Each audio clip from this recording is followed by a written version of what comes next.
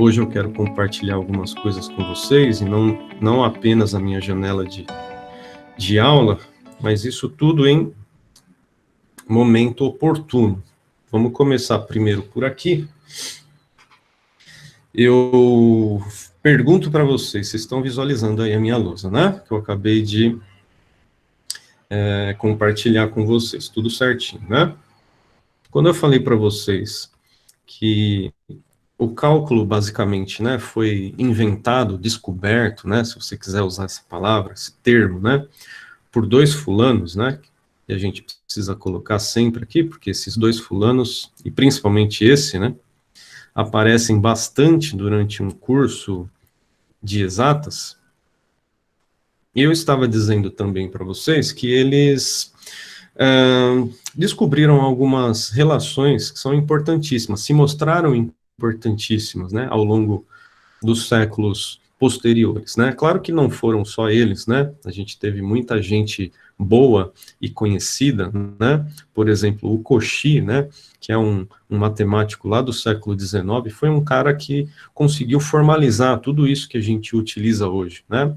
Newton e Leibniz estavam mais com ideias mais próximas de uma intuitividade, né? A partir de problemas práticos, eles chegaram a resultados muito parecidos de forma independente, mas depois coube a outros matemáticos fazer o refinamento de toda essa teoria.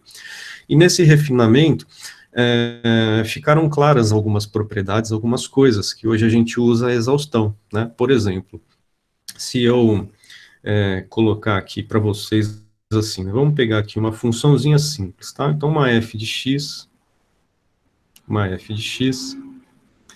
por exemplo, f de x igual a 2x, tá? Funçãozinha do primeiro grau.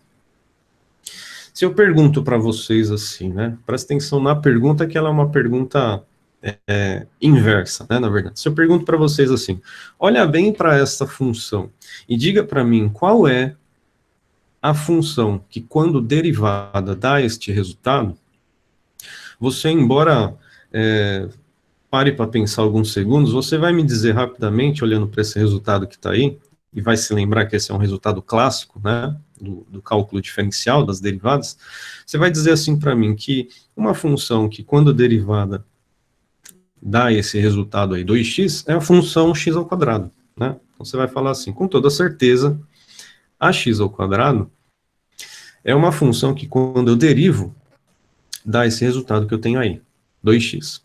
Claro que você poderia pensar em outras possibilidades, né? Você poderia ter dito assim para mim também, né? Olha, ax ao quadrado mais 10 também é uma função que, quando derivada, dá 2x, não é isso? Verdade isso, né? Por quê? Porque, como todos nós sabemos, já passamos por lá, né? Quando a gente deriva uma constante, que nesse caso aí é o mais 10, o que a gente tem como resposta é zero, né? Então, x² mais 10, quando eu derivar isso aí, só vai sobrar a derivada do primeiro termo, que nesse caso é 2x. O 10 some, né? E se eu pensar aqui, ó, eu posso colocar, inclusive, constantes as mais variadas, por exemplo, x² menos π. Isso aqui é uma constante também, né? Π também é uma constante, tá? E esta função que eu acabei, essa terceira função que eu acabei de escrever, ela também, quando derivada, ela tem como resposta 2x. E aí você começa a perceber uma coisa, né? Você começa a fazer uma generalização. Não importa a constante que eu coloque depois do x², né? Não importa nem se o símbolo que vem depois do x² é positivo ou negativo, né? Porque a constante, independentemente de ela ser positiva ou negativa, quando derivada, ela zera, né? Então eu poderia escrever de modo bem genérico, né? Bem genérico, vamos colocar aqui de outra cor,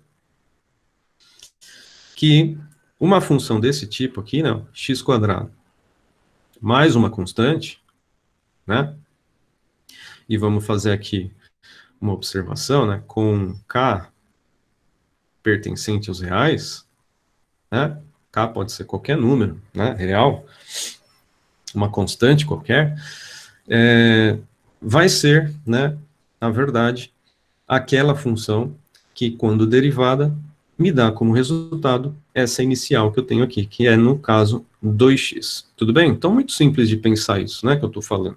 Eu coloquei um resultado, Você pode pensar esse resultado como resultado da própria derivada, e aí eu pergunto, bem, mas qual é a função que me originou esse resultado na derivada? Aí você percebeu aí que podem ser várias funções, né? X quadrado tão somente, x quadrado mais 10, x quadrado menos π, x quadrado mais 21, x quadrado mais e, número de Euler, x quadrado mais uma função, enfim, qualquer x quadrado mais uma constante vai me dar, quando derivado, esse resultado que eu tenho ali como 2x. Tudo bem isso, né? Beleza. A esse resultado, meus queridos e minhas queridas, a este resultado que está aqui deste lado, né, esse resultado generalizado, né, x quadrado mais k, mas também esses outros três aí, e os infinitos outros possíveis aí, eles são chamados de resultados que a gente obtém a partir desse processo, né, de pensar a antiderivada. Ou seja, de pensar qual é a função que, quando deriva, vai me dar aquele resultado ali do 2x. E esse resultado recebe um nome especial, né, em matemática. A gente começa chamando esse resultado, embora depois a gente vá chamar de outro, nós começamos chamando esse resultado de primitiva, tá? Então, essa aqui é a primitiva da função 2x, né? Então, se eu pegar a função 2x, a primitiva dela é x quadrado mais k. Por quê? Porque quando eu derivo x quadrado mais k, o que eu tenho como resposta é aquela função 2x, percebeu? E essa primitiva x quadrado mais k, a gente costuma simbolizar ela por um fzão. Vocês estão percebendo que toda vez que a gente pega uma função, a gente usa fzinho, né? Fzinho de x aqui, ó. Fzinho de x igual a 2x. A primitiva a gente faz usando a mesma letra, f, mais maiúscula. Então, a primitiva aqui, ó, ela é fzão de x. Tudo bem até aí, gente? Tranquilo? Então, eu posso dizer para vocês com toda certeza que esse primeiro caso aqui, ó, vamos pôr em outra cor, né? Esse primeiro caso aqui é uma primitiva de 2x, uma primitiva. Esse aqui é outra primitiva possível para 2x. Então, posso colocar aqui que eu tenho três exemplos aqui, né, ó, distintos, né, para a função 2x, tá bom? Então, o que significa encontrar uma primitiva? Significa encontrar um exemplo, né, de função que, quando se deriva, volta para o resultado que eu tinha originalmente na minha fzinha de x, que nesse caso é a 2x. Esses exemplos aqui são primitivas, tá? E este exemplo aqui, generalizado, é a primitiva de f de x. A primitiva, aliás, todas elas, né, são representadas, serão representadas por esta expressão que eu acabei de colocar aqui. E é por esta razão que também se convenciona chamar isso aqui de família de primitivas, né? Então, essa x quadrado mais k é que me dá uma família de primitivas, todas elas a partir do conceito de que se eu trocar aquele k por qualquer constante, a gente vai ter na derivada zero. Tudo bem, meus queridos? Belezinha? Bom, a grande sacada, né, o grande mérito, né, do Newton, do Leibniz e de todos os outros matemáticos que vieram depois deles foi fazer a relação entre este conceito, que é o conceito que a gente já conhece, da derivada, e um outro conceito muito importante, caríssimo, né, no estudo do cálculo, que é o conceito de integral, certo? Então, só para vocês terem sempre em mente, se você sair por aí falando que cálculo, curso de cálculo, né, estuda basicamente duas coisas, derivada e integral, você não estará errando, tá? Por quê? Porque derivada e integral são, de fato, os dois assuntos mais importantes de um curso de cálculo. Claro que os dois estão entrelaçados, né? Um funciona a partir do outro, pode ser pensado a partir do outro, né? Eles têm relações muito próximas, né? Não são conceitos que a gente fala assim, bom, então a derivada é uma coisa e a integral é outra que não tem nada a ver com a derivada. Não é isso que acontece, tá? A derivada e a integral estão interligadas. E de que maneira elas estão interligadas? Bom, é o que a gente vai fazer aqui, ó. Na verdade, isso que a gente acabou de escrever e fazer aqui, digamos assim, meio que rascunhando, né, o pensamento, pode ser escrito, pode ser pensado também a partir de um conceito que é o conceito de integral indefinida, tá bom? Nós temos dois tipos de integral. Essa que a gente vai fazer a relação com a primitiva é aquela que a gente chama de integral indefinida. Vocês vão perceber por que razão, porque nós vamos trabalhar os dois tipos e os dois são bem, né, distintos, apesar de terem relações também muito próximas, tá?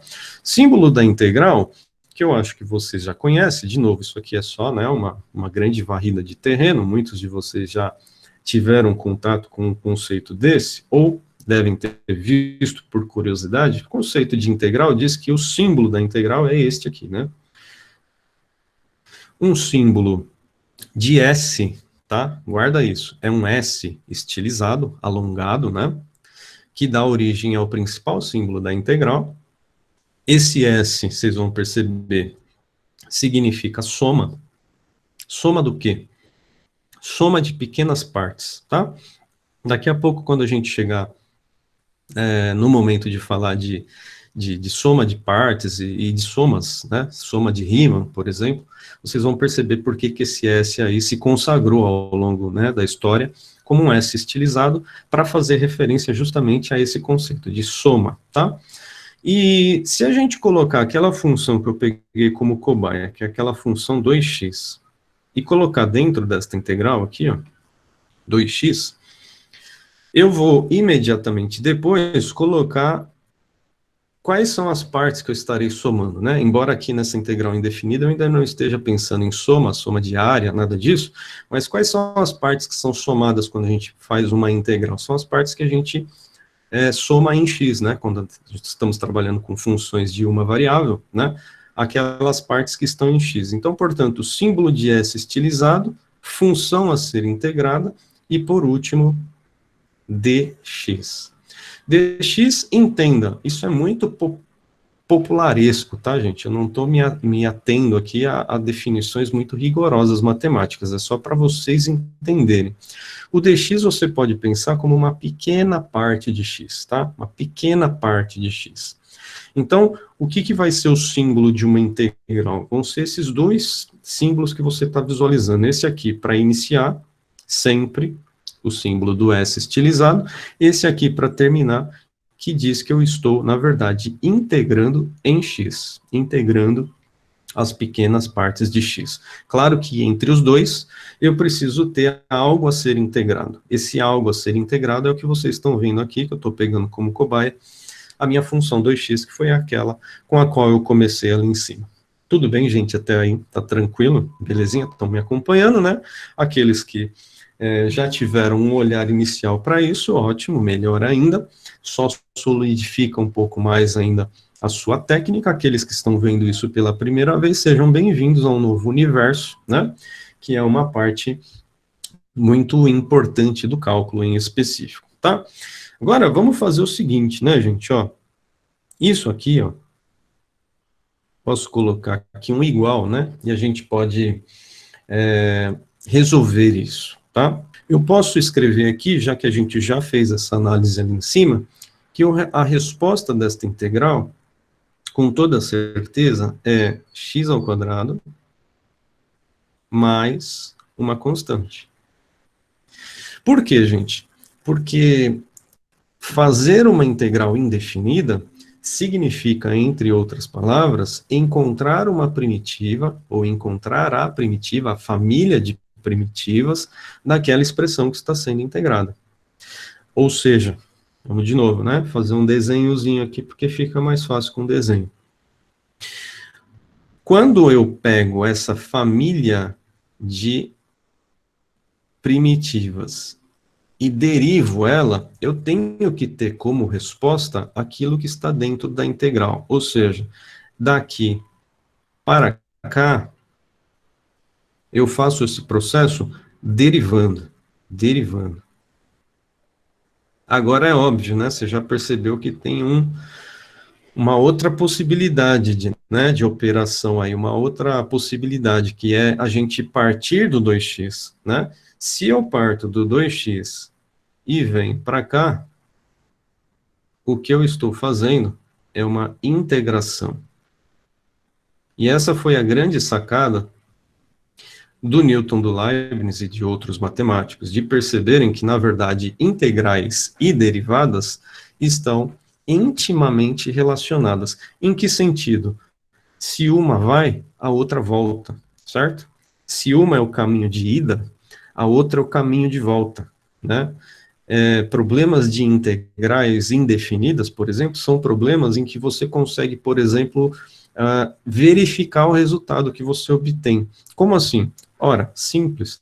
Se você chega no resultado e se você deriva e você consegue enxergar ao derivar que você voltou para o que você tinha inicialmente dentro da sua integral, significa que você integrou corretamente, certo? Então, eu integro, chego num resultado. Esse resultado está certo? Não sei. Se eu derivar e ele voltar para o que eu tinha inicialmente, sim, ele está certo. Então, é exatamente o que está acontecendo aqui, né, gente? Como é que a gente sabe que esse x² mais k está certo? Ora, porque se eu pegar o x² mais k e derivar, eu vou ter como resposta 2x, que é exatamente o que eu tinha na minha integral indefinida lá no comecinho. Tudo bem? Tranquilo, gente? Essa é a ideia?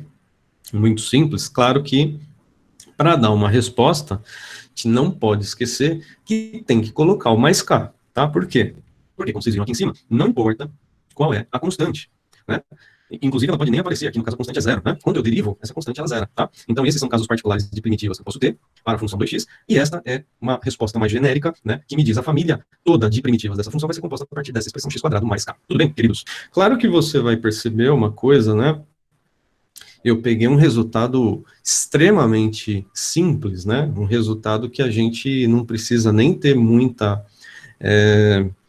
digamos assim, prática, né, com derivadas, para saber que 2x é uma derivada de x², né? Então, eu parti daí por motivos óbvios, né, para vocês lembrarem que 2x é a resposta quando eu derivo x². No entanto, essa brincadeira ela vai ficando um pouquinho mais complicada à medida que eu vou pegando funções um pouco mais complicadas, né? Por exemplo, se eu fizer aqui um outro caso e eu perguntar para você qual é a integral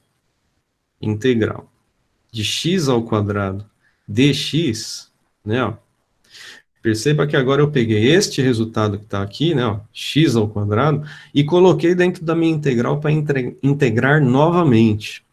Se eu pergunto isso para você, qual é a pergunta indireta que eu estou fazendo? A pergunta que eu estou fazendo é, qual é a função que, quando derivada, me dá como resposta x²?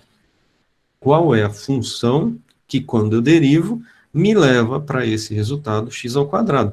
Toma muito cuidado, né? Principalmente quem tem mais prática com derivadas, é muito comum, né? Você pegar aqui, fazer o símbolo da integral, colocar um x² dx lá dentro e colocar aqui do outro lado, que a resposta disso é 2x. Não é 2x, né? Por quê? Porque 2x seria o processo de derivação que a gente está fazendo. E aqui está óbvio, né, de ver que se eu derivar aqui o 2x, não vai dar x². Então, com toda certeza, 2x não é a resposta que eu estou procurando, porque 2x seria a derivada, eu quero a integral, tá? E como é que eu faço a integral, então, gente? Tem que pensar qual é a função que, quando eu derivo, vai dar x². Bom, já começa a ficar um pouco claro para todos nós que esse processo pode ficar complicado se as funções ficarem complicadas. Eu estou só pegando um caso, né, x², por exemplo, mas imagina que eu coloque um polinômio ali dentro daquela integral, aí você vai ter que ficar pensando, caso a caso, o que eu faço para derivar e não sei o que, pensar de modo inverso, né, fazer uma engenharia reversa aí do pensamento. Isso pode ser, às vezes, difícil de pensar. Então, por esta razão, a gente também deve aos nossos amigos matemáticos de longa data o estabelecimento de algumas regrinhas para a gente fazer esse processo, né? Assim como você tinha lá na derivada, né? E a derivada a gente usou basicamente a regra do tombo, né? Para fazer derivada, você também tem algumas regras que facilitam a sua vida na hora de você pensar a integral, tá? E se a gente está fazendo o processo reverso da derivada, se um vai e o outro volta, então a gente pode esperar algo parecido, ou pelo menos relativamente relacionado com aquela fórmula que a gente usava para a regra do tombo. Qual era? A regra do tombo era essa aqui, né, gente? Vamos colocar aqui, ó. Se eu tenho uma f de x, e se a minha f de x é x elevado a n, então, na hora de eu derivar esse bicho aqui, eu coloco aqui um apóstrofo, né? Assim que a gente faz, a filinha de x, vai ser n que multiplica x, né? Caiu ali o expoente, e lá no expoente a gente faz n menos 1, né? Essa aí é a famosa, consagrada regra do tombo. Mas e para integrais, como é que eu faço? Bom, tem que ser alguma coisa diferente disso, né? Claro, se ali eu estou, por exemplo, subtraindo 1, talvez na regra da integral eu tenha que somar 1. E de fato, né? De fato é o que você vai ter que fazer mesmo. A regrinha da integral para potências é essa regra que eu vou colocar aqui. Ó. Então, se eu tenho uma integral de x elevado a n, tá? Potência n, e eu estou integrando ela em x, então dx aqui, ó, regrinha para eu descobrir rapidamente, sem precisar ficar pensando qual é a função que quando eu derivo dá x elevado a n, é pegar a minha função e fazer isso. X, lembre-se que agora não vai tombar nada, tá? E se vai, a gente vai tombar, na verdade, no denominador e não na multiplicação, tá? Então, ó, x elevado a n mais 1, n mais 1, e aquele tombo que a gente dá lá quando a gente faz a derivada e que vai multiplicando x, na integral, na verdade, vem dividindo x. Então, aqui, ó, era n menos 1, né? Aqui tombava o n. Aqui, na verdade, é n mais 1. E na parte de baixo, nós vamos colocar n mais 1. Repetir o que a gente tem naquele expoente. Não pode esquecer que essa resposta aqui só fica completa quando você acrescenta a constante. Tudo bem? Então, se você quiser chamar, eu não gosto de chamar com esses termos, mas de todo modo, vamos colocar aqui, né? Essa seria uma primeira regrinha para você pensar um modo de encontrar primitivas, né? Ou encontrar integrais indefinidas, sem precisar pensar muito quais serão as funções que, quando derivadas, vão me levar ao resultado que eu desejo, tá? Então, nesse caso do x quadrado dx, fica óbvio que dá para a gente fazer uma aplicação imediata com isso aí, né, gente? Olha lá que bonitinho. A resposta que eu estou procurando, então, é desse tipo aqui, ó, x elevado a 2 mais 1, porque o meu n, nesse caso, vale 2, né? Dividido por 2 mais 1. Estou colocando aqui 2 mais 1, você já poderia ter colocado um 3 aqui, né? Mas tudo bem, vamos fazer passo a passo a primeira, só para não causar enjoo em ninguém. Mais uma constante, tá vendo? E claro que x elevado a 2 mais 1, a gente sabe que é 3, embaixo 2 mais 1 é 3, então, beleza. A família de primitivas de x ao quadrado é dada por isso aqui, ó. X ao cubo, tá? X ao cubo sobre 3, mais uma constante. Tudo bem, queridos? Chegamos aqui a esse resultado, mas não se esqueça, né? Você pode verificar agora se esse resultado está correto. E o que tem que acontecer para esse resultado estar correto? Ao derivar esse resultado, eu preciso obter aquilo que eu tinha dentro da minha integral. Ou seja, esse resultado aqui, quando derivado, ele vai precisar me dar isso que eu tinha dentro da integral, que é x quadrado. Se não der, está errado. Então veja que é aquilo que eu falei para vocês, né?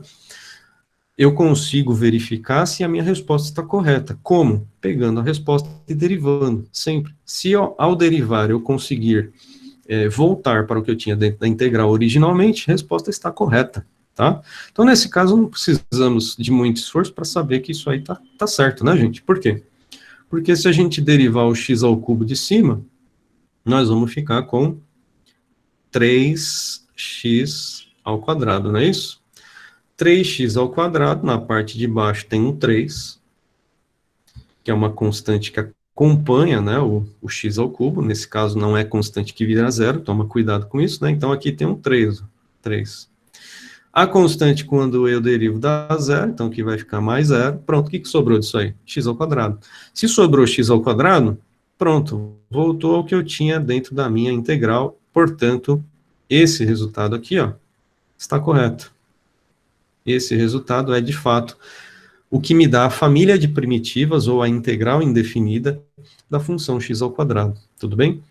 Integrada, nesse caso, para x. Tudo bem, meus queridos? Então, tá meio óbvio, né, que, na verdade, o que a gente está fazendo é um processo de antiderivação, né? Se vocês forem procurar no Google, vocês vão também encontrar muita gente chamando esse processo de encontrar primitivas como o processo de encontrar uma antiderivada, né? Antiderivada.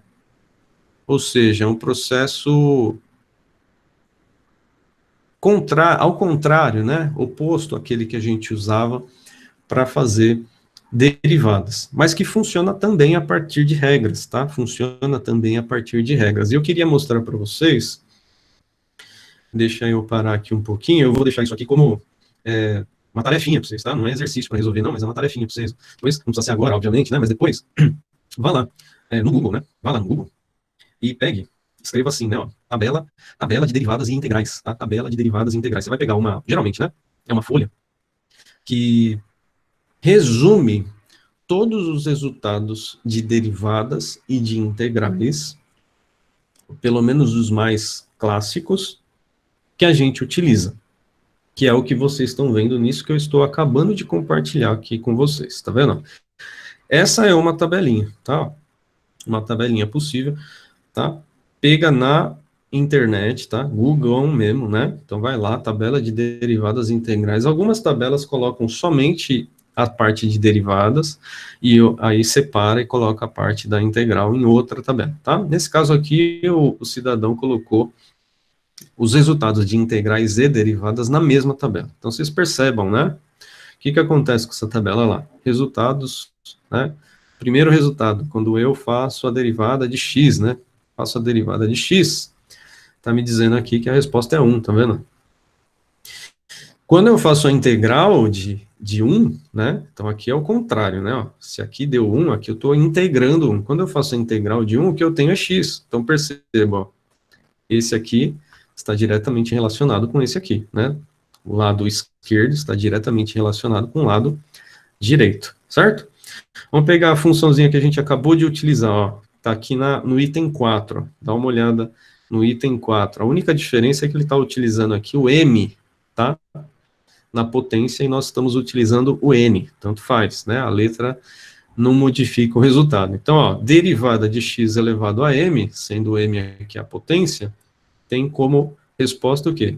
M que multiplica x, e lá na potência m menos 1. É o que a gente está fazendo, regra do tombo, né? Popularmente conhecida como regra do tombo. Agora, olha imediatamente do lado de cá, lado direito, a integral de x elevado a m, né?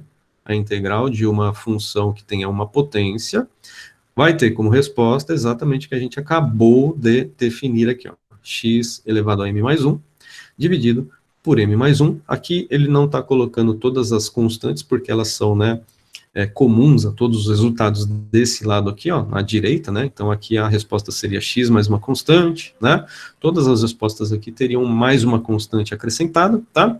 E aqui ele já está fazendo um pormenor aqui, que nós vamos chegar nele daqui a pouquinho, né? Está dizendo que esta regrinha aqui só funciona quando a gente tem o m diferente de menos 1.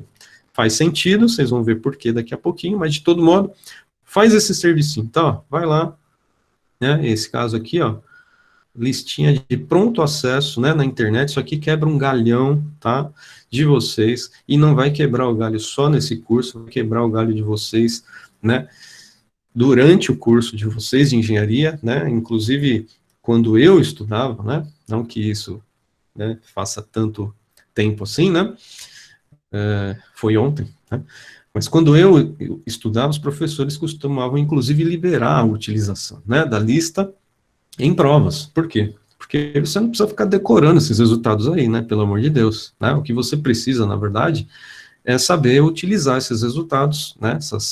Essas regrinhas e, claro, sair onde você pretende, que é nos resultados possíveis, fazer as interpretações e as aplicações possíveis a partir daí. Tudo bem, queridos? Belezinha? O Natan está falando ali uma coisa, vamos ver o que ele está falando. Para a função f g de x, que é uma função composta, faz a integral de dentro para depois fazer a de fora. É uma pergunta, Natan? Sim, na verdade isso tem a ver também, né, com uma regra que nós temos na derivada, que é a regra da cadeia, né? Quem já fez curso de cálculo aí deve se lembrar. Nós tínhamos uma regrinha chamada regra da cadeia, né? Regrinha da cadeia eram para funções compostas, né? Funções compostas a gente derivar de uma outra maneira, né? E é óbvio que isso também exige uma integração diferenciada, né? Porque se a derivada funciona a partir dessa regra, a integral também, só que com processo inverso, né? Então, sim, tem essa relação aí também, tá? Muito bem, gente, deixa eu parar aqui. E eu queria que vocês, então, percebessem que isso, só essa regra, ela já nos leva para muitas possibilidades, né? Por exemplo, deixa eu voltar aqui na minha telinha.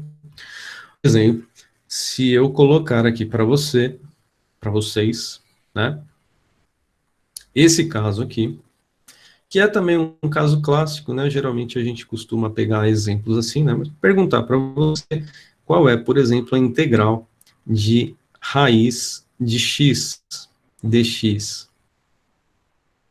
Perceba que aqui a coisa já começa a ficar assim um pouco difícil de você responder, simplesmente por aquela pergunta que a gente fez lá no começo. Qual é a função que, quando derivada, tem como resposta raiz de x?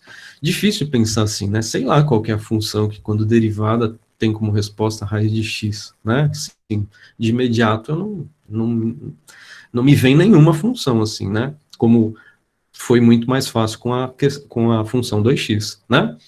Então, nesse caso, o que eu tenho que fazer, meus queridos e minhas queridas, é pegar a regra, né? Pegar a regra. Você fala, pô, mas a regra diz de potência. Pois é, mas nós já sabemos, né? Que essa função que a gente acabou de escrever aqui, ela pode ser reescrita dessa maneira, né? Ó, integral de x elevado a meio. É ou não é? Claro, né? É só tirar da raiz dx. Agora eu aproveito para chamar a atenção de vocês numa coisa. Você tem que tomar cuidado com a maneira de escrever isso, tá? Então vocês estão percebendo que aqui do lado esquerdo, né, ó, começando aqui, né, ó, fazendo essa passagem aqui, ó, eu continuei escrevendo o símbolo da integral, que é o S longo aqui estilizado, e o dx. Por quê? Porque eu ainda não integrei. Tá vendo? Eu ainda não integrei. Eu, na verdade, só reescrevi a função raiz de x. Mas eu não posso dizer que esse já é o resultado da minha integração. Não é, tá? Eu só fiz uma conversão aí de representação, tá? A representação com radical, que foi a minha primeira, a representação com potência, que é a segunda, mas ambas querem dizer rigorosamente a mesma coisa. Muito bem. Agora sim eu vou me preocupar com a integração. O meu meio é o n, que tenho lá naquela minha regrinha, né? Só para a gente voltar, dar uma olhadinha na essa aqui, ó. Muito simples. Não vou nem ficar, né, com isso aqui muito lá embaixo, que vocês já perceberam que é só somar 1 na potência e dividir por essa potência somada aqui. Acrescentou a constante, acabou, bingo, chegou na resposta. Então vamos colocar aqui embaixo, né? Ó.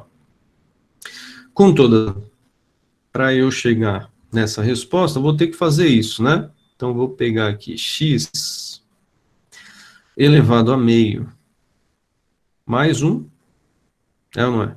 Meio mais 1. E vou ter que dividir a parte de baixo, essa parte do denominador, e perceba que eu não estou colocando agora o S estilizado. Por quê? Porque eu já estou integrando, essa já é a resposta da integral, tá?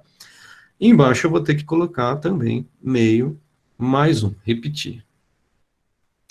Vou deixar para acrescentar a constante depois, porque eu ainda preciso trabalhar essa expressão, né, gente? Em nenhum livro, em nenhum lugar, né, nem na internet você vai encontrar a resposta de uma integral deixada dessa maneira, como vocês estão vendo aí, tá? Embora isso já seja a resposta, né, matematicamente falando, não vai encontrar em nenhum lugar, né, uma resposta, né, um gabarito que traga um resultado dessa maneira. Ainda falta a gente melhorar, e muito, né, isso aí. Por exemplo, o meio pode ser somado. Então, o que que acontece aqui, ó?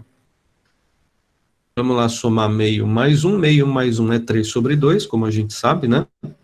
X elevado a 3 sobre 2, é ou não é? Quem tem dúvida faz o MMC, não precisa, né? Mas, de todo modo, tem que entender. Na parte de baixo, meio mais um também é 3 sobre 2, né? Então, aqui, ó, 3 sobre 2. Melhorou, mas ainda não tá bom, né? Mesmo já tendo somado aí, você não vai encontrar esse tipo de resposta em nenhum lugar. O que que a gente precisa fazer? Primeiro, voltar aos radicais. A gente não saiu de um radical, ó. Era um radical, né? Raiz de x. Então, como é que você vai encontrar a resposta? Geralmente, você vai encontrar a resposta com radical, do jeito que você saiu da função. Aquele x elevado a 3 sobre 2 nada mais é do que raiz quadrada, né, de x ao cubo, não é isso? Raiz quadrada de x ao cubo. É ou não é? É, não é? Claro. E aquele 3 sobre 2 que está lá embaixo, divisão de fração, né? A gente sempre fugia da divisão de fração nas aulas da sexta, sétima série, por quê? Porque a divisão de fração, a gente geralmente recorria à multiplicação de fração, né? Então, mantém o de cima, que é o numerador, e multiplica pelo inverso da de baixo, que é o denominador. A de baixo é 3 sobre 2. Então, nós vamos multiplicar esse resultado, raiz quadrada de x ao cubo, por 2 sobre 3. Claro que a gente convenciona colocar os números antes dos radicais, né? Então, vou colocar aqui, ó, 2. E na parte de baixo, eu vou colocar o 3. Olha lá que bonitinho, né? Agora sim, está feito tudo o que eu precisava fazer para dar a resposta. Basta tão somente acrescentar a constante. Então, vou colocar aqui, ó, mais uma constante. Tudo bem, meus caros? Belezinha essa resposta aí que a gente tem? Então, olha lá que bonitinho, né? Eu não gostei disso, mas vamos melhorar aqui, só para não haver dúvidas. Agora sim, que o x ao cubo está dentro daquele radical, tá? Então, essa é a resposta da integral de raiz de x. Olha lá como é uma coisa assim, você não ia, né, visualizar isso, né, somente pela pergunta qual é a função que quando derivada dá raiz de x. Fica muito difícil você falar, né, de cabeça. 2 terços de raiz quadrada de x ao cubo. É óbvio que vocês vão perceber que à medida que vocês forem fazendo bastante, né, integração e etc., alguns resultados são clássicos, né? Então, integral de raiz de x é um deles, né? Aquele resultado que você não precisa ficar fazendo toda hora, porque, né, a gente já lembra que é 2 terços de raiz quadrada de x ao cubo. Mas, claro, como é que eu sei que esse troço está correto? Né? Será que de fato está correto mesmo? É pegando ele e derivando. Ao derivar, eu voltar aquilo que eu tenho lá dentro da minha integral originalmente, que é raiz de x, bingo, não preciso me preocupar. E nesse caso, será que isso aqui é verdade? Vamos pegar aqui, ó, essa função, tá? Eu vou derivar ela, tá? Como é que se deriva ela, gente? Bom, primeiro de tudo, né? A gente precisa tirar ali daquela raiz, e isso a gente pode fazer rapidinho assim, não, vai ficar 2 terços de x elevado a 3 sobre 2.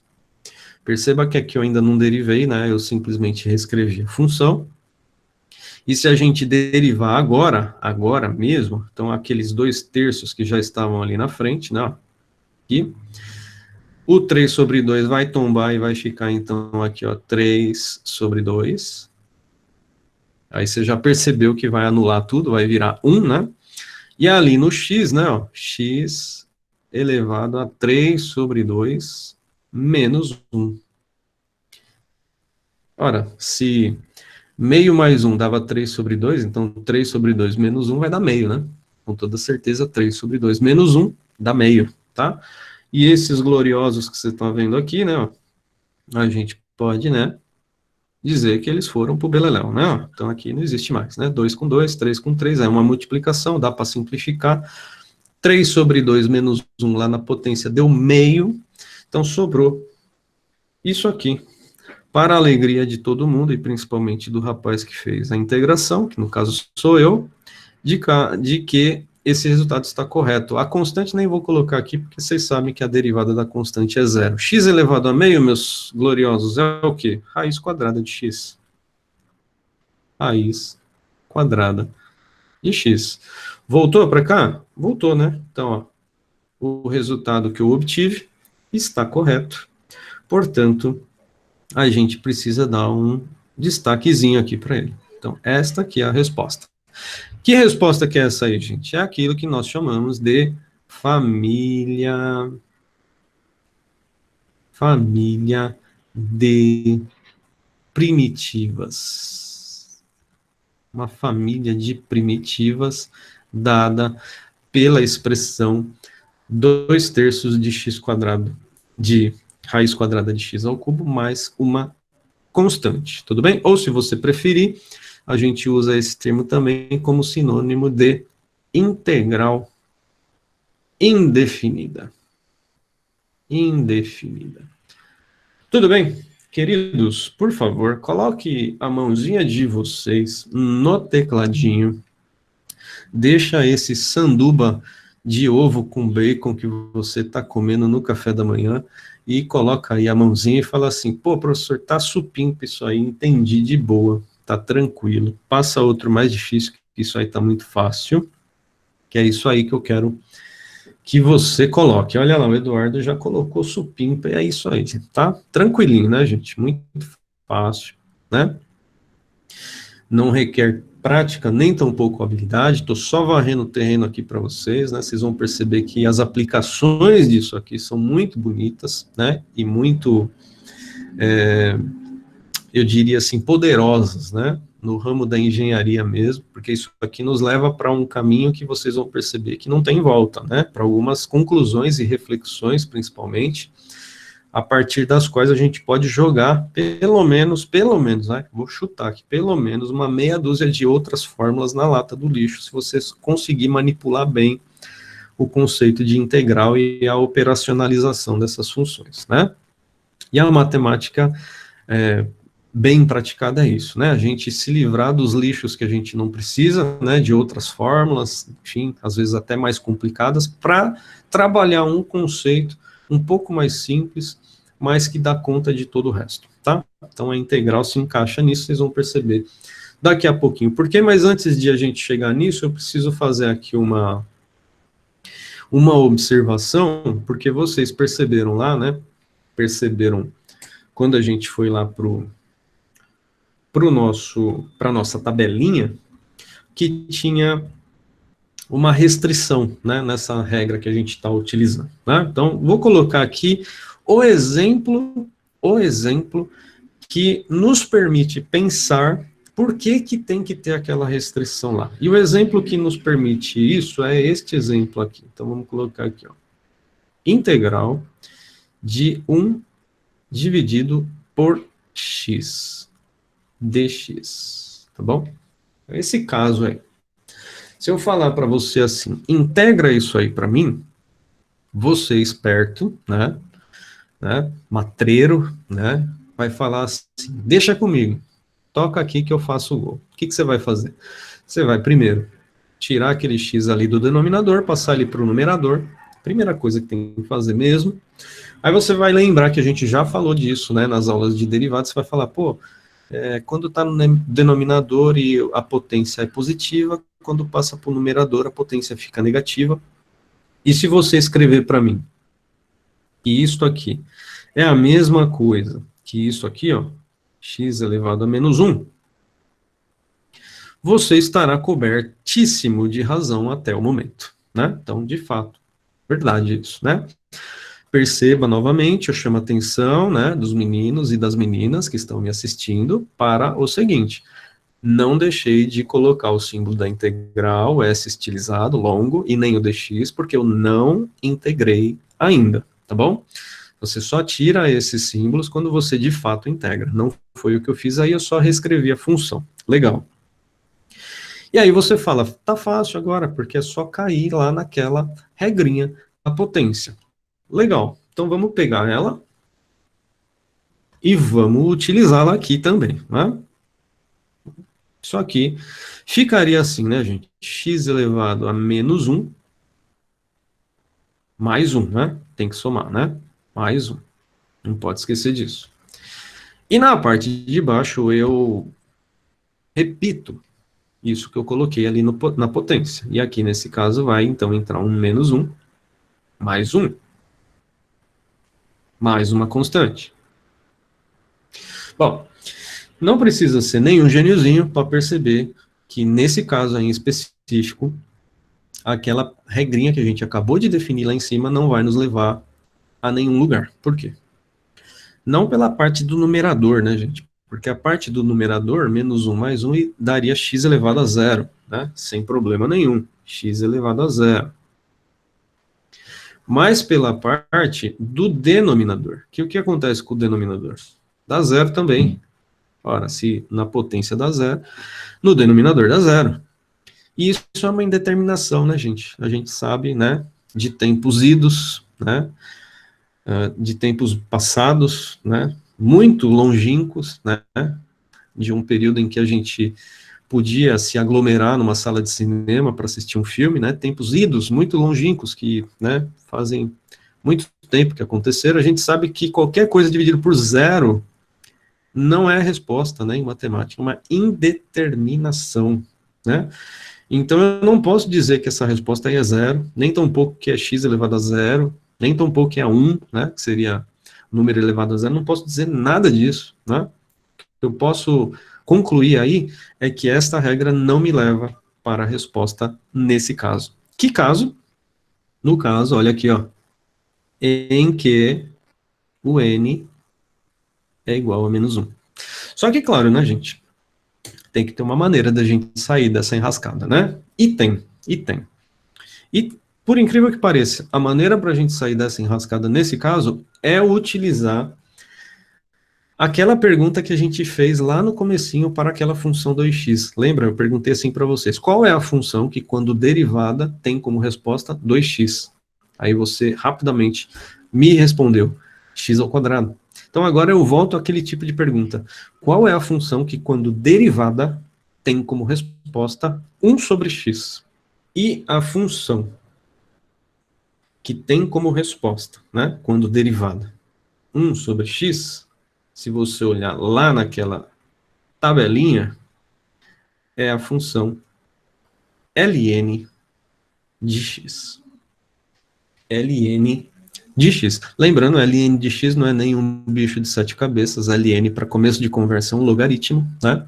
Mas é um logaritmo muito especial que tem uma base que é o número de Euler. Para quem nunca ouviu falar do número de Euler, pelo amor de Deus, vá ao Google, né? E o número de Euler é aquele número que a gente representa uma letra E, tá? Que vale a aproximadamente 2,7182, e aí vai, tá? Esse número de Euler, tá? E o ln é um logaritmo com essa base, com esse número. Então é ln de x, tá? Chamado às vezes também de logaritmo natural. Muito bem. Muito bem, então ln de x é a resposta. Por quê? Porque quando eu derivo ln de x, se você olhar lá na sua tabelinha, você vai perceber que a derivada de ln de x é, na verdade, 1 sobre x. Logo, a integral de 1 sobre x é ln de x. Então, uma vai, a outra volta, essa é a resposta. Claro, se eu for dar essa resposta, eu teria que acrescentar aqui 1 mais k. Tudo bem? Isso permite, então, meus queridos, vamos colocar aqui, né, ó. Isso permite, então, que a gente faça uma parte aqui, né? Uma parte na nossa regra, tá? Então, vou colocar aqui esta regra aqui que você vai utilizar, tá bom? Regra para potência. Regra para potência. A regra para potência vai ser assim, olha que bonitinho, né? Então, uma integral de x elevado a n dx, ela poderá ter dois resultados distintos. Dois resultados distintos que eu vou fazer assim, né? Ó. Então, vai ter um primeiro resultado. Um primeiro resultado. Que é x elevado a n mais 1 dividido por n mais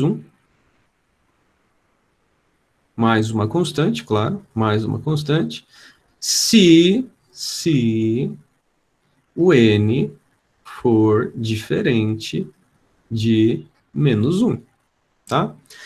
Não é que eu estou falando para vocês que a potência nunca poderá ser negativa. Não, ela poderá. Ela só não poderá ser menos 1. Pode ser menos 2, menos 3, menos 4, menos 20, menos π, qualquer valor que você quiser. Mas não pode ser menos 1, tá? Menos 1 não. Então, esse é o primeiro resultado. O mais óbvio. Mas poderá também ter um segundo resultado, que será exatamente esse que a gente acabou de ver ali, ó. ln de x mais uma constante, se o n for igual a menos 1, claro. Então, só tem esses dois casos. Se o n é menos 1, ln de x. Se o n é diferente de menos 1, x elevado a n mais 1 dividido por n mais 1. Tudo bem? Então, esta aqui é a regrinha da potência, muito importante, que vai quebrar o seu galho bastante nos próximos exemplos. Precisa ficar esperto, né, com essas duas possibilidades de resposta que a gente tem para a integral. Tudo bem, meus queridos? Beleza, né? A gente não fez nada de muito, assim, glorioso até agora, né? A gente só, de fato, pegou aqui propriedadezinhas, né? E olhamos como é que ela funciona. Legal. Eu quero passar imediatamente agora para uma segunda perna, né, desse mesmo tópico, e talvez a perna mais importante aqui, né? Essa aqui é a perna do atacante, né? Aquela direita forte, que é a que vai te dar mais aplicações, tá? E eu vou chamar essa segunda parte para a gente olhar, mesmo que de modo bem superficial, rapidinho, para a irmã, né? A integral, elas são duas, né? Integral indefinida, essa que a gente acabou de falar dela, né? De tratar. Ela tem uma irmã que se chama exatamente integral definida. Definida, essa que o Natan tinha proposto para a gente lá no comecinho. Eu vou colocar ela aqui, tá? Integral definida, tá? Ela lida com o mesmo conceito, parte, né, do mesmo conceito que a gente estava trabalhando até agora, só que a integral definida, ela serve para outra coisa, e na verdade a gente costuma passar pela indefinida com o objetivo de entender melhor como é que a gente resolve uma integral definida. Então eu vou fazer aqui para vocês um desenhozinho, um rabisco, um rascunho, tá? Só para a gente pensar uma coisa muito simples, tá? Vamos supor que eu tenha uma função, ela tenha um desenho, vamos supor que seja uma curva, né, qualquer. Vou fazer aqui esse desenho, vamos ver se eu consigo um desenho mais ou menos assim. Tá lindo. Como vocês estão percebendo, eu tenho aqui o início, né, dessa função, que eu posso, deixa eu ver, eu posso colocar aqui como o ponto A, tá? Ponto A. E aqui eu tenho o finalzinho desse pedaço de função, que vamos ver se eu consigo colocar aqui como o ponto B. Tudo bem, queridos? Belezinha? Simplesinho esse desenho. Não me importa qual é essa função no momento, eu vou chamar ela genericamente, por enquanto, de f de x, tá bom? Não quero nem saber se ela é uma função do primeiro grau, segundo grau, terceiro grau, que grau seja, né? Bom, do primeiro com certeza não é e nem do segundo, mas não estou me interessado em saber a cara dessa função, a lei de formação dela. Eu quero saber apenas e pensar apenas o desenho dela nessa parte, entre A e B. Queridos, seguinte, hein? Como vocês estão vendo, e é por isso que eu fiz questão, né, de fechar ali o Azinho e o Bzinho, como vocês estão vendo, existe uma área, né? Existe uma área aqui embaixo desta curva. Existe uma área, né? Isso aqui é um objeto, poderia dizer que é um objeto geométrico, né? Existe uma área, certo? Eu poderia, com toda certeza, falar assim para você, calcula aí para mim a área desse negócio, né? Porque existe uma área, com toda certeza, aí, né, envolvida, porque essa é uma figura plana, né, tá aí, tem uma área envolvida aí com toda certeza. Bom, você se depararia imediatamente com um problema. Qual é o problema? Geralmente, nosso curso de geometria plana, lá do ensino médio, do ensino fundamental, enfim, ele dá para gente fórmulas para trabalhar com figuras que são figuras clássicas, né? Por exemplo, calcula aí para mim a área de um triângulo. Aí você tem triângulo retângulo. Aí você tem lá uma fórmula. Calcula agora para mim a área de um trapézio. Aí você tem lá uma outra fórmula. Calcula agora para mim a área do círculo. Aí você tem uma outra fórmula. E assim por diante. Só que essa figura que vocês estão observando aí no meu desenho, ela é uma figura que tem área, com toda certeza, mas é uma figura que não é uma figura clássica, né? Que figura que é essa aí? Como eu faria para calcular a área disso aí, né? Multiplicar a base pela altura, mas como vocês estão vendo aí, isso aí não é um retângulo, né? Não é um retângulo. Tem aquela voltinha ali em cima. Como é que eu faço para me aproximar daquilo? Bom, os antigos tiveram uma ideia. Tiveram uma ideia que eu considero particularmente brilhante e que deu origem a isso que a gente faz hoje. Gente, quando eu falo antigos, bota antigo nisso, tá bom? Tô falando da época de Arquimedes, Pitágoras, esse povo lá, né? Antiguidade, tá? Muito, muito, muito distante dos dias atuais, tá? Eles tiveram uma ideia que é uma ideia fantástica. E qual que foi a ideia deles, né? Assim, vamos tirar daqui. Eles pensaram, eu não conheço a área desta região, porque essa região é uma região que não é nem triângulo, nem retângulo, nem quadrado, nem círculo, né? Enfim. Mas eu posso tentar me aproximar do valor dessa área se eu colocar dentro dela figuras que eu conheço e com as quais eu lido bem, para as quais eu tenho uma fórmula, e for desenhando dentro delas bastante dessas figuras, de tal modo que depois eu calcule a área de todas elas, some e tenha uma aproximação para a área que eu desejo construir. E eles pensaram, em específico, no caso do retângulo. Então, eles pensaram assim, né? Vou pegar aqui, deixa eu ver em que cor para não confundir. Vou pegar em azul, vai. Vou pegar aqui, né, um retângulo e vou desenhar ele aqui, ó. Claro, né, que para ser retângulo, precisa fechar aqui, né, e precisa descer aqui. Perfeito? A partir desse ponto que terminou esse retângulo aqui, eu vou fazer um outro retângulo, né? Então, vou colocar aqui, por exemplo, um retângulo que venha até aqui, ó. E, olha que bonitinho. Vou ter que fechar aqui, né, ó. Fechei, fechei aqui. E vou colocando retângulo, vocês estão percebendo, né? que, em alguns casos, esses retângulos coincidem exatamente com a parte da região que eu quero saber. Em outros casos, não, né? Vocês estão percebendo que sobra um pouquinho ou falta um pouquinho, certo? E eles foram enchendo de retângulos, né? Essa figura aqui, enfim. E depois calcularam a área de todos esses retângulos e somaram.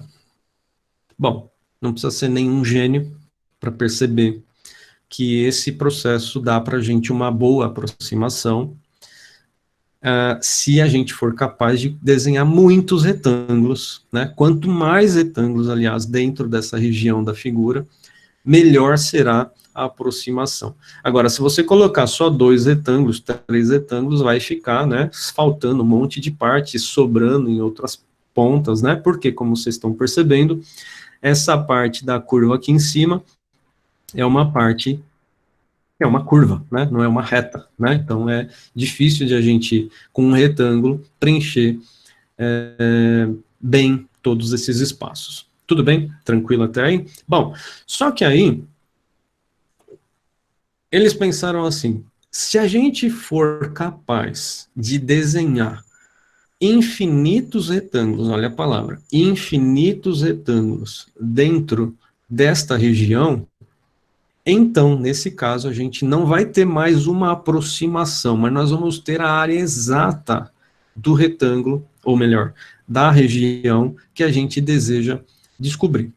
Só que isso passa por um problema que é um problema quase que prático, né, gente? Quase não, com toda certeza um problema prático. Teoricamente, isso seria possível fazer desenhando-se infinitos retângulos, mas na prática é impossível, né? Porque como é que você desenha infinitos retângulos? Né? A noção de infinito, para nós, é só uma abstração, né? É uma ideia, né? É uma coisa teórica. Na prática, não dá para fazer isso, né? Você não vai lá no seu dia a dia conseguir desenhar infinitos retângulos numa região para depois somar tudo. Isso aí ia passar quanto tempo somando a área de infinitos retângulos? A vida inteira ou e mais um pouco, né? Então não ia dar certo esse processo. Mas teoricamente seria possível. Teoricamente seria possível. E, aliás, eu queria até parar aqui um pouquinho e mostrar para vocês, não só que isso seria possível, mas também que já foi feito em animação, né, para a gente pensar esse negócio. Então, eu vou mostrar aqui para vocês, ó. Vamos ver se eu consigo, né? Quero mostrar aqui para vocês uma animação que mostra justamente isso, tá? Vejam se vocês conseguem visualizar.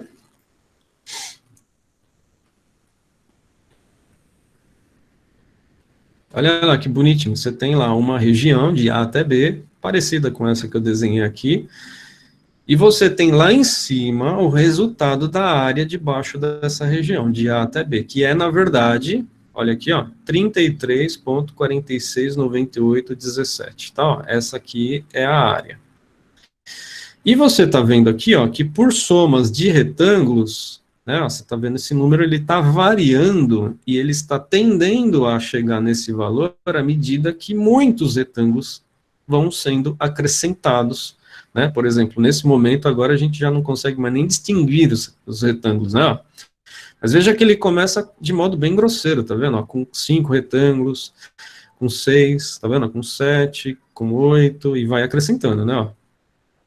À medida que eu vou desenhando mais retângulos, a minha área das somas desses retângulos vai se aproximando da área real que eu desejo saber.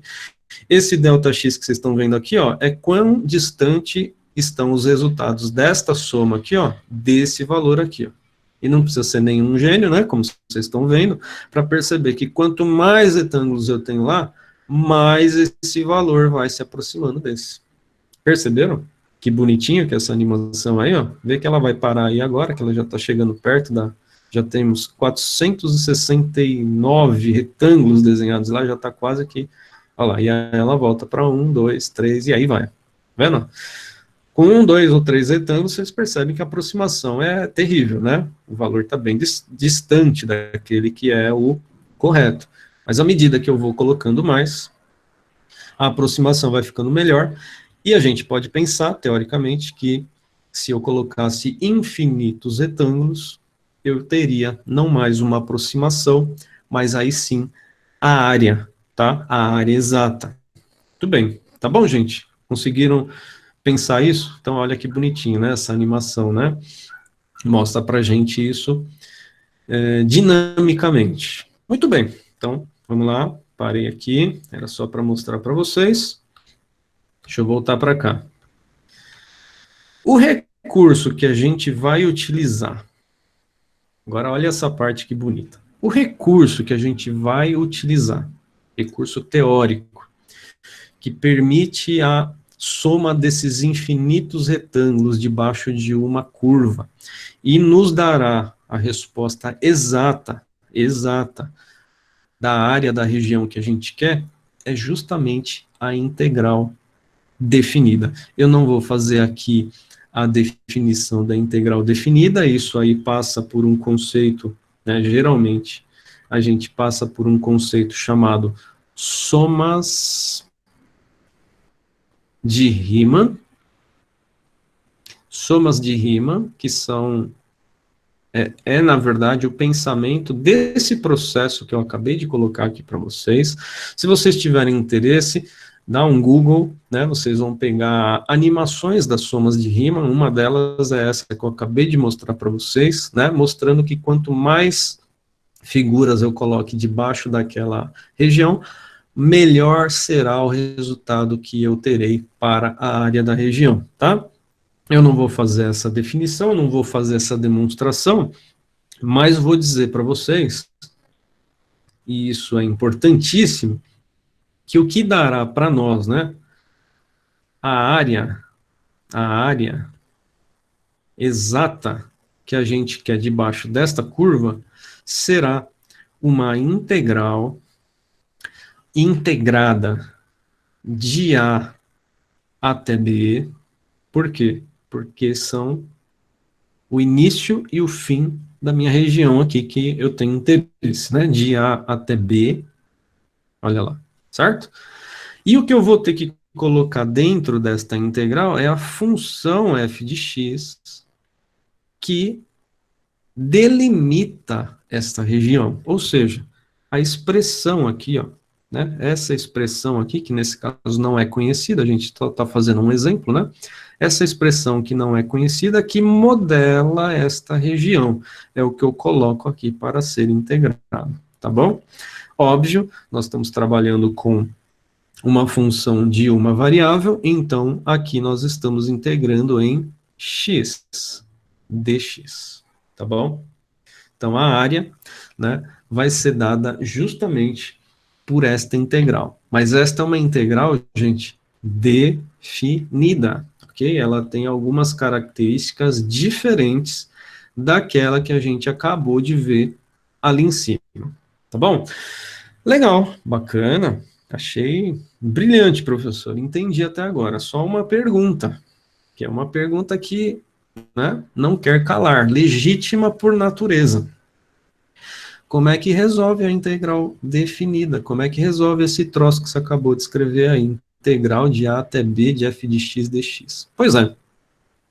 Gente, aí a gente tem mais uma vez de, né, fazer referência, né, ao trabalho dos matemáticos, né, dos nossos antepassados, né, dos séculos 17, 18, 19, principalmente, né, todos eles que trabalharam esse conceito e deram para a gente uma ferramenta indispensável para você resolver integrais desse tipo. E eu vou colocar o nome aqui, depois, tá? Não precisa ser agora. Você vai colocar esse nominho que eu estou colocando aqui, lá no Google, ou no YouTube, melhor ainda, né? Teorema fundamental do cálculo, tá? Que diz para nós como é que você resolve uma integral definida, tá, gente? Então, quem é que me dá a ferramenta para resolver uma integral definida? É o teorema fundamental do cálculo. Aliás, existem vários teoremas fundamentais do cálculo. Um deles, né, que é esse que a gente utiliza para resolver uma integral definida e para achar a área de uma determinada região que esteja abaixo da curva que a gente tem. Muito bem, e o que diz o teorema fundamental do cálculo? Diz uma coisa muito simples, e que eu faço questão de colocar aqui. Ele diz assim, você quer integrar de A até B uma função f de x dx? Quer integrar isso aqui? Quer saber qual é o resultado disso? Quero. Então, o que você tem que fazer é isso. Pegar a primitiva, olha, a primitiva é a integral indefinida, né? A gente passou por ela há pouco, né? Você tem que pegar a primitiva, e a primitiva a gente simboliza por um F maiúsculo, tá? Em oposição ao F minúsculo. Você precisa pegar a primitiva, você precisa calcular primeiro em B o valor dessa primitiva e depois subtrair o valor da primitiva em A. Olha que lindo. F de B menos F de A. É só isso, gente. Tá? Então, o teorema fundamental do cálculo diz o que para a gente? Diz, se você estiver interessado em calcular uma área debaixo de uma região delimitada por uma função, pega essa função, integra ela nos limites que você quer saber da área, né? E faça primeiro o valor dela na primitiva em B, que é o maior valor, nesse caso o que está mais à direita, e subtraia o valor da primitiva em A, que nesse caso é o valor que está mais à esquerda, tá bom? Então, esse cara aqui, na verdade, é quem vai nos ajudar a resolver integrais definidas, tá? Mas para isso, o que, que eu preciso? E agora a gente vai fazer um exemplo para fechar esse negócio aqui. O que, que eu preciso saber? Eu preciso saber de onde até onde eu vou integrar, preciso saber o A e eu preciso saber o B, preciso saber qual é a função que modela essa região, né? E aí a função pode ter caras variadas, né? Pode ser uma função do primeiro grau, pode ser uma função do segundo grau, etc, etc, tá? E aí eu uso o teorema fundamental do cálculo e integro. Integrando, calculo primeiro no B, depois no A, bingo. O que você vai pegar como resposta, gente, não é mais uma expressão. Integrais definidas dão para você o quê? Uma resposta numérica. Então, a resposta aqui, ó, é um número, tá? Integrais definidas, geralmente, vão dar para vocês o valor, por exemplo, de uma área. O valor de uma área é um número, tá? É um número. Então, você não vai pegar aí mais uma expressão, que nem a gente estava pegando lá nos casos das integrais indefinidas, tá? Legal. Dito isso, exemplo. Eu vou fazer um exemplozinho aqui bem simples, tá? Porque os exemplos mais legais eu deixei numa listinha de exercícios que já está aqui prontinha para ser disparada para vocês. Eu vou disparar ela logo ao terminar essa aula, tá bom? Então aí você vai lá, pega, resolve, né? Se diverte com ela. Vou pegar um exemplozinho aqui bem simples, tá, gente? Que a gente, inclusive, nem precisaria da integral para resolver, mas vamos fazer, né? Digamos assim, a prova de que esse processo da integral me leva, de fato, para algo análogo ao que eu já conhecia com outras fórmulas da geometria. Por exemplo, se eu falar para você que esta função que eu estou desenhando aqui, esta função aqui, beleza. Se eu falar para você que essa função aqui é a função f de x igual a x, então você automaticamente já liga na sua cabeça que para todos os valores de x que eu tenho aqui embaixo, né, ó, eu vou ter os mesmos resultados aqui em y, né? Então, é isso que quer dizer o f de x igual a x, né? Então, se o x vale 1, o y também vale 1. Se o x vale 2, o y também vale 2. Muito bem. Vamos pegar aqui como limites de integração, deixa eu ver, o zero, partindo daqui, né? O zero, e vamos até aqui, vai essa pontinha aqui, que eu vou chutar aqui, tá, gente? É um exemplo só, tá? Chutar que isso aqui é 4. Se aqui é 4, vocês sabem que aqui no y também é 4, né? Ó, aqui também é 4. Muito bem. Porque a função é y igual a x, ou f de x igual a x, tanto faz. Vamos supor que agora eu pergunte para você, quero saber qual que é a área que está debaixo desta reta. Gente, qual que é a área aí envolvida? É essa região que vocês estão vendo aqui, né? Ó. Essa aqui é a área, né? Ó. Essa aqui é a área. Que, como vocês todos estão percebendo, é um triângulo retângulo, né? A parte ali da reta, y igual a x, seria exatamente a hipotenusa desse triângulo retângulo. Beleza, não tem problema. Eu quero usar isso com o conceito de integral. Não vou calcular isso, obviamente, com o conceito da geometria plana, né? Mas vou calcular com a integral e vou comparar os dois resultados para ver se isso aí de fato funciona. Então, pela integral, gente, como é que a gente vai fazer? Olha como é simples, né? Pela integral, eu teria então que dizer assim, a área é igual à integral que vai de 0 até 4, é ou não é? Da onde começa, né, a região, até onde termina, 4. Vou integrar a função que delimita esta região, que nesse caso é a função y igual a x, vou colocar aqui simplesmente x, né, x, e eu estou integrando isso em x. Então aqui, ó. Agora veja como faz um pouco mais sentido aquilo que eu falei para vocês lá no comecinho da aula, né? Falei assim para vocês, o dx significa pequenos pedacinhos de x, foi isso que eu falei, lembram-se? Pois é. Naquele momento não fez muito sentido, porque a gente estava trabalhando com a integral indefinida. Agora faz muito sentido, né? A gente pode dizer assim, ó, eu estou somando todos os pedacinhos infinitamente pequenos de x de 0 até 4. Eu estou somando todos os pedacinhos infinitamente pequenos de x de 0 até 4. Em que função? A função x, que é a que me dá esse triângulo retângulo. Gente, facílimo, né? Agora, ó, vou integrar isso aí. Para integrar, preciso descobrir qual que é a primitiva dessa função. Primitiva dessa função significa usar aquela relaçãozinha que a gente tinha lá para potência, né? Tem que somar 1, dividir pelo expoente somado. Que nesse caso, a gente pode dizer que é x ao quadrado, né? Sem medo de errar, x ao quadrado sobre 2. Olha lá, sobre 2. Não vou colocar aqui a constante por enquanto, em vez disso, aliás, a gente não coloca constante quando está resolvendo integral definida, mas no lugar a gente coloca esse traço e imediatamente coloca aqui, ó, quero saber o valor desta primitiva de 0 até 4. É assim, tá? Essa não é a resposta ainda, toma muito cuidado, tá bom? Mas já é o caminho para a gente agora usar o teorema fundamental do cálculo. Então, vou escrever aqui embaixo agora assim, ó, pelo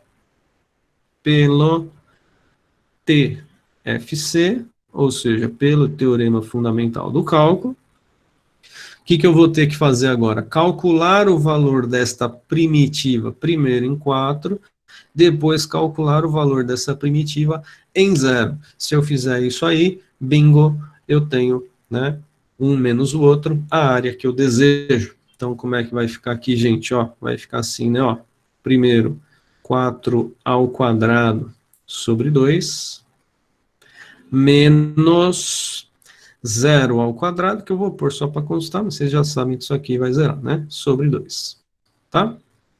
Quanto é que dá isso aqui, meus queridos? 4 ao quadrado dá 16. 16 sobre 2 dá 8. E 0 ao quadrado sobre 2 dá 0. Então, essa parte aqui nem precisamos nos preocupar, né? Isso aqui dá 0. Certo? 0. Mas 4 ao quadrado sobre 2 dá 8. Então, legal. Isso aqui dá 8. 8 unidades de área. Essa aqui já é a resposta, tá? 8 unidades de área. Esse resultado está coerente com o que a gente pegaria se tivéssemos resolvido isso, por exemplo, com a fórmula de área do triângulo retângulo? Está, né? Por que está? Porque se a gente usasse a fórmula do triângulo retângulo, a gente teria pegado a base ali, que vale 4, multiplicado pela altura, que vale 4 também, porque a função é y igual a x, e dividido esse resultado por 2, que ia dar 4 vezes 4 dividido por 2, que dá também 8, certo? Aí você pergunta, e eu, se tivesse aí do seu lado, faria essa pergunta, né? Fala assim, professor, então por que eu preciso saber integral se eu consigo resolver com a fórmula do triângulo retângulo? Pois é porque, em geral, a gente utiliza a integral para calcular regiões para as quais a gente não tem fórmula. Eu estou usando aqui o caso do triângulo retângulo só para a gente comparar os resultados e perceber que é coerente. A integral funciona também, né? Mas o mais interessante mesmo é a gente calcular a área de regiões com a integral para as quais a gente não tem uma fórmula específica de cálculo de área, né? Então, isso aí, por exemplo, é uma coisa rotineira, né, cotidiana, por exemplo, em quem trabalha com engenharia no setor, da mecânica ou no setor da civil, né, você rotineiramente tem, por exemplo, peças que vão ser criadas, né, que vão ser produzidas, e que não são peças que, por exemplo, se encaixam perfeitamente numa figura regular, né, conhecida, clássica, do tipo triângulo, do tipo, né, enfim, uma esfera, ou, enfim, né? Às vezes você está produzindo uma peça que não tem nenhuma relação com nenhuma das figuras que a gente conhece. No entanto, você vai gastar material na produção dessa peça, você precisa saber a área, você precisa saber volume. Como é que você calcula essas coisas se você não tem um ferramental matemático que te permita fazer isso, se você não tem uma fórmula, tá? Então é aquilo que eu falei para vocês. Se você trabalha bem o conceito de integral definida, você pode praticamente jogar na lata do lixo as outras fórmulas de geometrias, né, de cálculo de áreas, principalmente, que a gente usava. Por quê? Porque trabalhando o conceito de integral, você conseguirá calcular não só as áreas das figuras para as quais você não tem fórmula, como também das figuras para as quais você tem fórmula, que nesse caso do meu exemplo aí, era o triângulo retângulo, certo? Então, eu só estou dando aqui um exemplo para vocês perceberem, né, que a gente pode utilizar esse conceito, né, para além, né, desse caso, que é o caso do triângulo retângulo. Belezinha, gente? Tranquilinho? Um super, super, super beijão para vocês, tá? No coração, tá bom? E aí a gente vai conversando durante esta semana.